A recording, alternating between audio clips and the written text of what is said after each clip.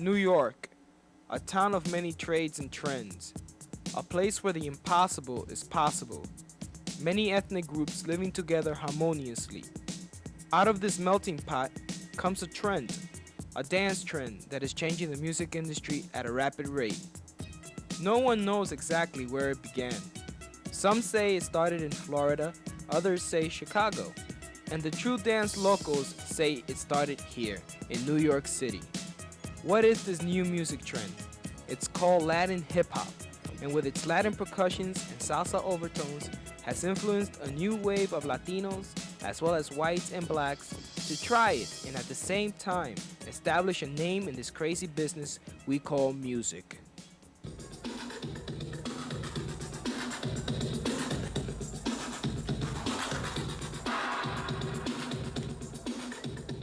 Well, Latin hip-hop to me takes up probably, I would say, 60% of the format that I play here at 40. I play for a very large commercial audience, live between 6,000 and 7,000 people per weekend, and then there was this radio show on Saturday night that adds about another between 1 million, I think we're up to almost 1.5 million audience on the radio show.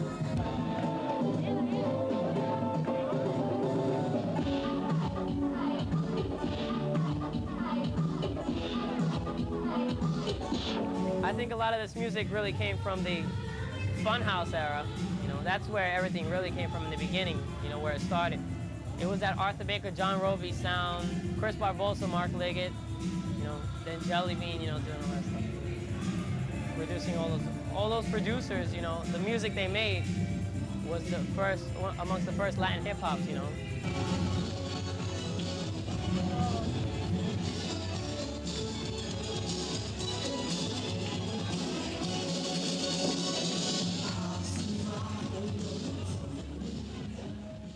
A lot of these kids out here really look forward to it, you know, as far as the club goes, you know, they really get addicted to it, you can say, you know. They really look forward to coming out on a Saturday night and hearing that music. One thing about kids is they always want a type of music that they can identify to, that their parents aren't going to like because it's theirs. And they love it because it's theirs. And it goes even further than that with the Latin hip-hop or the Miami music, because it goes into their culture also. It goes into their Latin heritage. To me, the Miami sound is more mid-rangey, and they're more happy songs. You know, they're more la-la kind of things, you know. I would say the difference just becomes in the bottom end of the records, in the rhythm sections of the records. Melodically, I think they're the same. A lot of I feel what I call the Latin hip-hop stuff is much more syncopated on the bottom end in the rhythm section, predominantly with the bass and the kick drum. Miami's a little more poppy than New York. New York, the drums are bigger, you know, it's more percussive. You can just tell by the drums that they're really clubby records.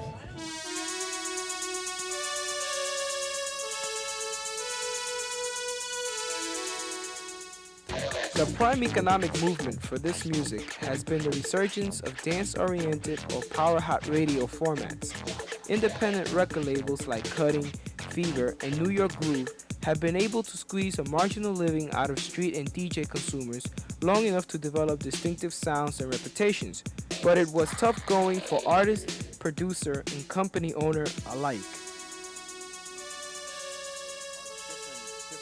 People from different places. There are Latin people all over America. In New York, you have large concentrations of South Americans, of Puerto Ricans, and so on. In Cuba, in Florida, and Miami, obviously, you have a lot of Cuban people. And I think that partially is part of the difference between what the Miami sound is and what, say, the Latin hip-hop urban sound is.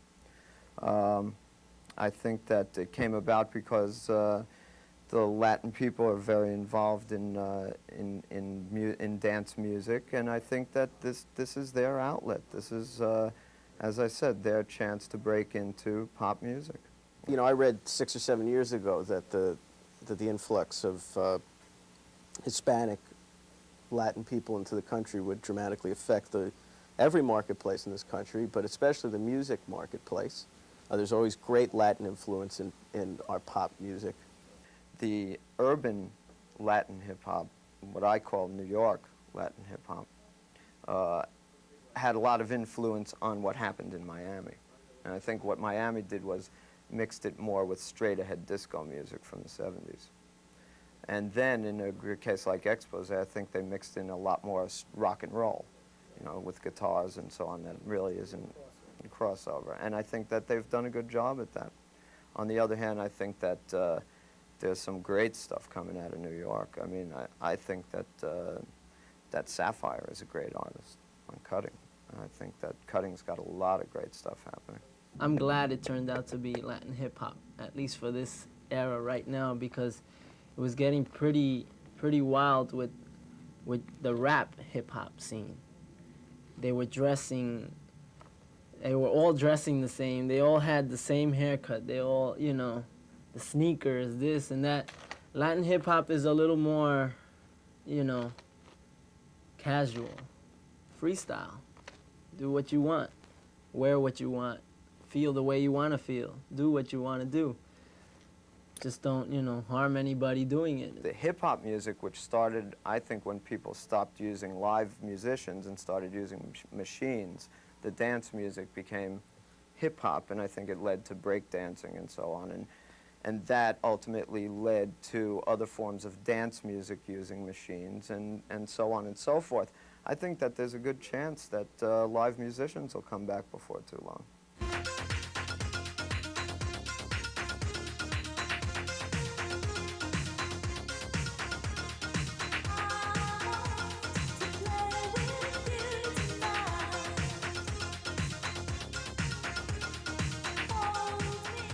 The dance single of the year, 1987, called Fascinated. They were picked up by Atlantic Records. The song stayed at #1 on the dance charts for 4 weeks and actually became a top 20 single pop.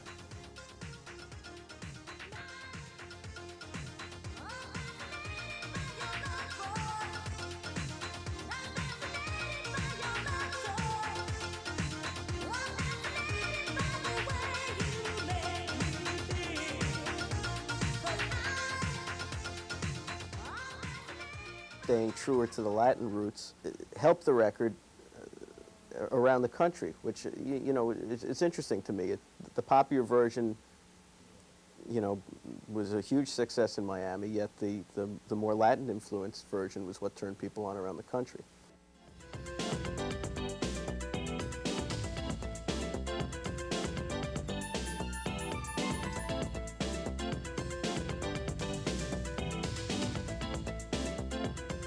When we produce a song, it's to make people dance. When I listen to a song, it has to be very energetic, it has to move, and it has to have some kind of feel to it. Like sometimes we'll put some sad strings down. It makes you chill. Sometimes it makes you want to cry, makes you want to dance, you know. Mostly dancing, though, because everything we do is dance music. Latin hip-hop is, to me, is me, you know. I make that music, that's what comes out of me when I try to do music. And that's, you know, that's just the way it comes out. If there's any definition for it, it just happens to be the sort of person that I am and the sort of person that Albert is and the sort of people that make these kind of records. We all have a lot of different things in common, such as background and tastes and so on and so forth. And it just ultimately just brings out similarities between all of us. We go to a discotheque, let's say, for instance, Little Louie Vega's club, Heartthrob. And we go in there, we stand around and we watch all the kids dancing all the records, and all of a sudden one of our records come on. And you see these kids storm into the dance floor. That means that, you know, it has to affect them in some way. But Right. To dance, that's what our Latin hip-hop stuff is really for. Club, dance, and hopefully, you know, on the radio sometimes it crosses over, like I said.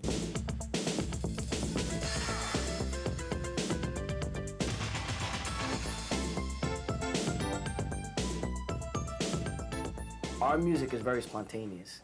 It's like we don't go into studios with all these ideas in our head ready to do it and stuff like that, like a lot of professional people do. And if you call it unprofessional the way we do things, then you might as well. But it doesn't matter, because as long as our records come out being hits, that's what's important. You know, for us, it's just Latin hip-hop is, for us, is so casual. Because you go in there, and in 5 seconds, you lay down a beat. Next thing you know, you think of a bass line. Everything comes in so grooving, you know what I mean? And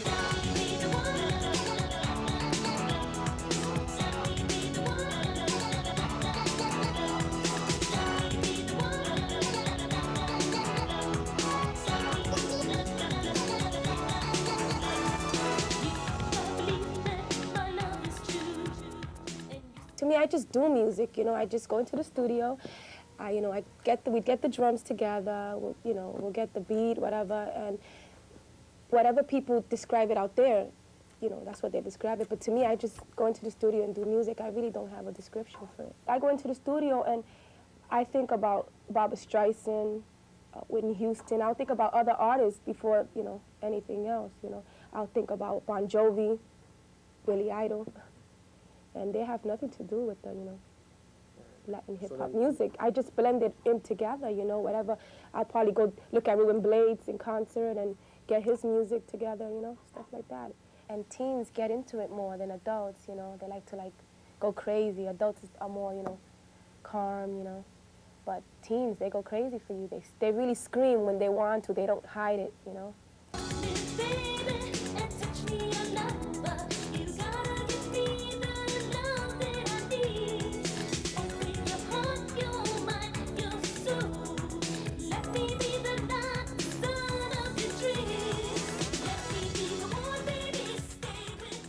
Some of my songs have percussion, which is Latin, and I guess the hip-hop, like you said, is from the breaking. I guess that's how they call it, Latin hip-hop. To me, I just call it a regular dance record. Sales of between 50,000 and 150,000 12 inches on a first release are not unusual for groups like Noel, Brenda K. Starr, Company B, SaFire, Giggles, and others, because a strong club buzz stirred sales and then heavy airplay followed. Anything that's money they're going to look at, whether it's Latin hip-hop or house, because it's what's fresh, it's what's new. And you always got to be fresh. You can't be stale. You know, you can't play the same old music. You have to find something different, and this is what's different. And the good thing about Latin hip-hop now is that it's changing also. They're giving more intelligent lyrics to the songs. They're having people that can sing the songs now. And it's changing. It's becoming a market. And people want to jump on it and enjoy this good music. Being a Hispanic myself, I think it's great. I think we've been, the industry has been missing that for a long, long time. It's been around for the longest. Salsa music has been around for the longest. There just hasn't been that awareness towards Latin hip-hop music. I think it's becoming increasingly popular because of the notoriety of Latin producers, artists, and writers. As they become more popular, so does the music. 10 people will put out a record. Only 1 or 2 are really going to do it. Not even. The ratio is 30 times bigger than that. 150 people will put out a record. 1 record will be a moderate success.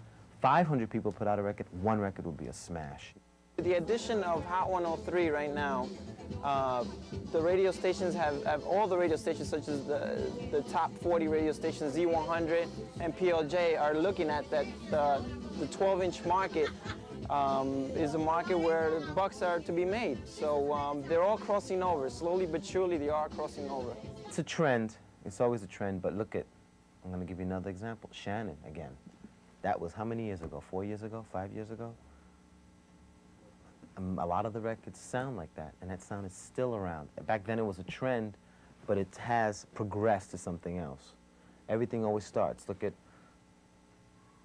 R&B was a trend, and now it's progressed to other kinds of things. Now you got R&B records that are easy listening, R&B records that are dance music, R&B records that are just plain mellow funk. It just, if it's a good trend, it'll stay, and it'll progress to something better.